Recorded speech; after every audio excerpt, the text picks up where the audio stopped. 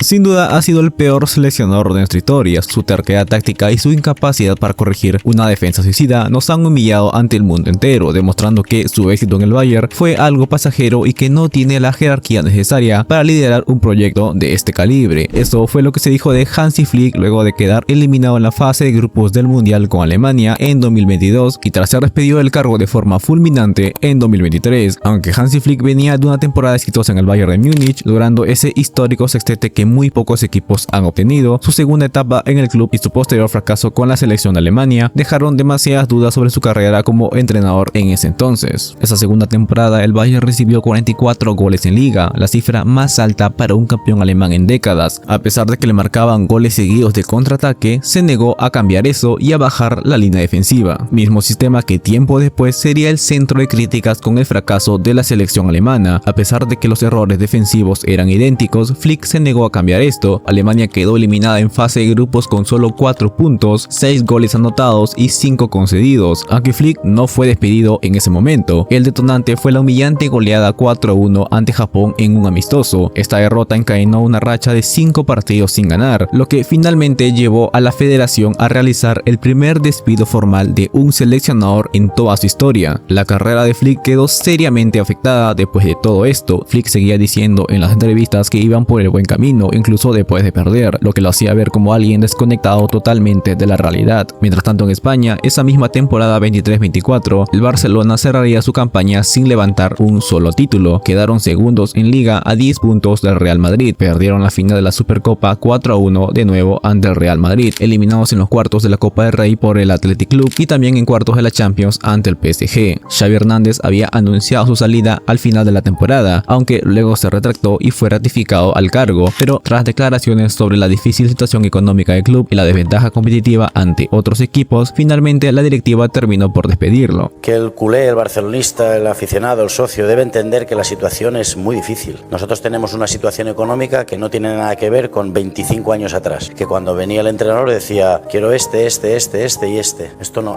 ahora no es así. Xavi renunció a cobrar su último año de contrato, perdonó al club entre 12 y 18 millones de euros brutos que le correspondían por la temporada 24-25. Este ahorro permitió que la liga habilitara un margen de unos 8,5 a 10 millones de euros en el fair play financiero para escribir a un nuevo cuerpo técnico. Laporta siempre tuvo una fascinación por la escuela alemana de entrenadores, fue así como dio con Hansi Flick. Para él su éxito en el Bayern pesaba más que su fracaso posterior, aparte estaba libre y tenía un deseo personal de dirigir al club. Fue así como solo 5 días después tras el despido terminó llegando como el nuevo entrenador, aceptando condiciones económicas muy por debajo de lo que era el estatus internacional.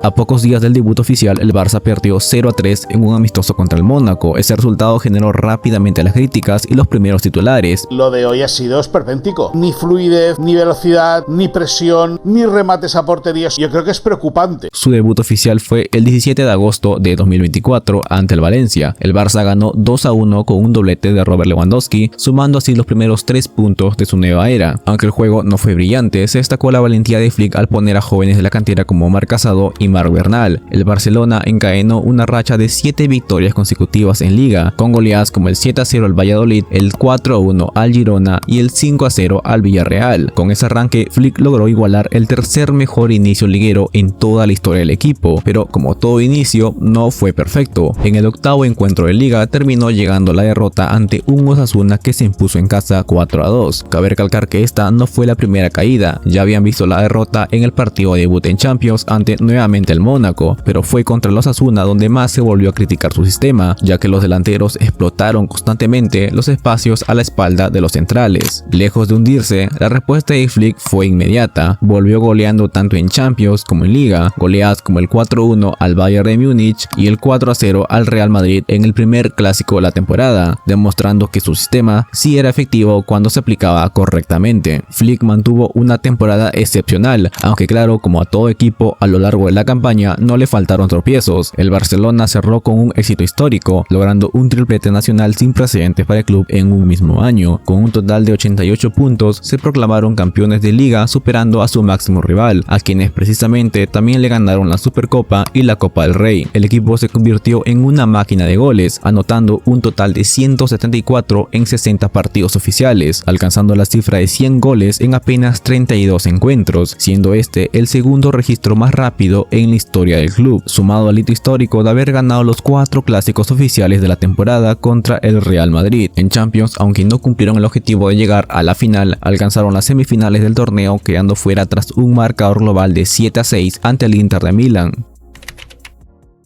Flick mantuvo en todo momento su línea defensiva muy adelantada, mejorándola tanto en entrenamientos como en cada encuentro. El equipo registró 289 fueras de juego a favor en todas las competiciones, siendo un claro ejemplo aquel clásico donde el Madrid cayó 12 veces. Flick identificó que el equipo se caía físicamente en las segundas partes, por ello delegó la preparación en Julio Tous, centrando el trabajo en la fuerza y la resistencia de alta intensidad. También potenció lo que ya tenía y dio grandes oportunidades a la cantera. Robert Lewandowski recuperó su mejor versión de Bota de Oro, anotando 42 goles en la 24-25. Rafinha obtuvo total libertad para moverse por dentro, pasó de ser un jugador cuestionado a ser capitán y referente absoluto, cerrando con marcas de 36 goles y 26 asistencias. Íñigo Martínez se convirtió en uno de los mejores centrales de la liga, siendo el encargado de coordinar la trampa del fuera de juego, junto con Pau Cubarsí, quien se asentó como el líder de la salida del balón y el eje de la arriesgada línea defensiva. Formaron una dupla de élite, además de que 6 canteranos tuvieron la oportunidad de debutar esta campaña, y así, al estar limitado en fichajes, Flick potenció cada una de las cualidades de los jugadores que tenía disponible en ese instante. En lo general, Hansi Flick tuvo una temporada de debut exitosa en el Barcelona. Sin embargo, para la segunda salió el mito de que esta no llegaría a ser igual de buena que la primera. En los primeros meses, el equipo registró 9 victorias, un empate y 3 derrotas en sus primeros 13 partidos oficiales, pero estas caídas estuvieron marcadas por la goleada 4-1 ante el Sevilla, la derrota en Champions ante el PSG y ante el primer clásico de la temporada, estando así 5 puntos por debajo del Real Madrid. Pero al igual que las caídas en la edición pasada, la respuesta fue inmediata. El equipo encadenó 9 victorias consecutivas en la liga que le permitieron recuperar de nuevo el primer puesto. Llegaron a la final de la Supercopa, obteniendo así el primer título de la campaña tras derrotar al Madrid 3-2, y en la Champions, aunque terminaron en el puesto 5 de la tabla, obtuvieron el pase directo a octavos, con 5 victorias, 2 derrotas y un empate.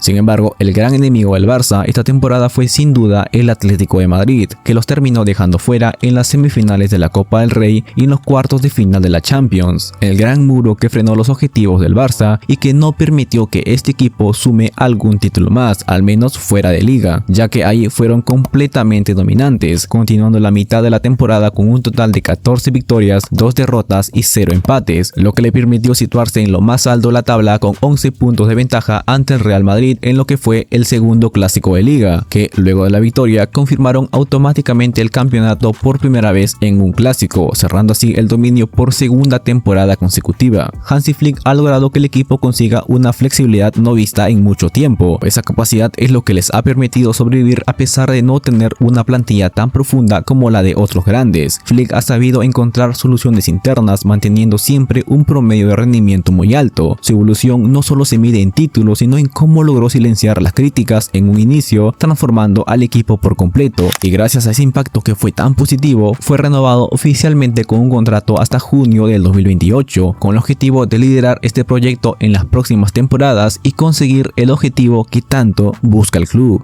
Espero que este video haya sido de tu agrado. Si fue así, ya sabes qué hacer, puedes dejar tu me gusta al video, suscribirte al canal para más contenido y dejarme tu opinión en los comentarios. Y sin nada más que decir, yo me despido y nos estamos viendo en un futuro video.